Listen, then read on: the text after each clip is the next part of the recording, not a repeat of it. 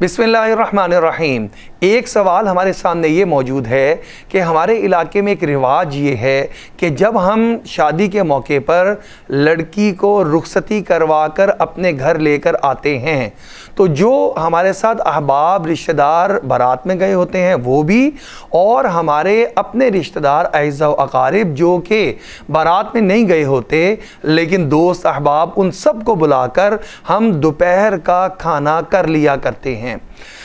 हमारे यहाँ रिवाज है कि सुबह के टाइम में हम जाते हैं, जाके निकाह ज़ोहर से पहले हो जाता है। उसके बाद हम वापस जब बच्ची को घर लेकर आते हैं तो यहाँ पर हम खाना खिलाते हैं और इसको लड़के वालों की तरफ से वलीमे का नाम दिया जाता है।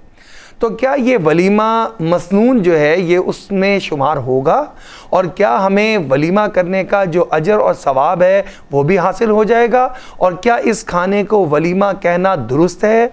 इसका जवाब समाज फरमा लीजिए कि दर हकीकत वलीमा उस खाने को कहा जाता है जो कि रुखसती के बाद शबे ज़ुफ़ाफ़ यानी शौहर और बीवी के आपस में मिलाप के बाद खाना खिलाया जाता है।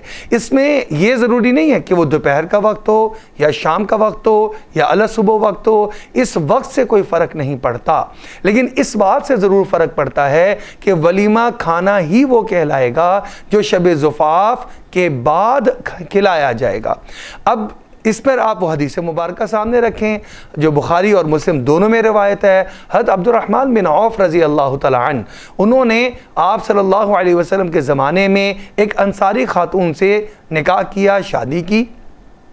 आप सल्लल्लाहु अलैहि वसल्लम के पास हाजिर हुए, बताया तो आप सल्लल्लाहु अलैहि वसल्लम ने इरशाद फरमाया, औलिम वलौ बिशातिन, तुम वलीमा करो चाहे बिल्कुल एक बकरी को ज़िबा करके और उसी के ज़रिए से कर दो, यानी जितनी वसाइल में गुंजाइश मौजूद हो उतना करो।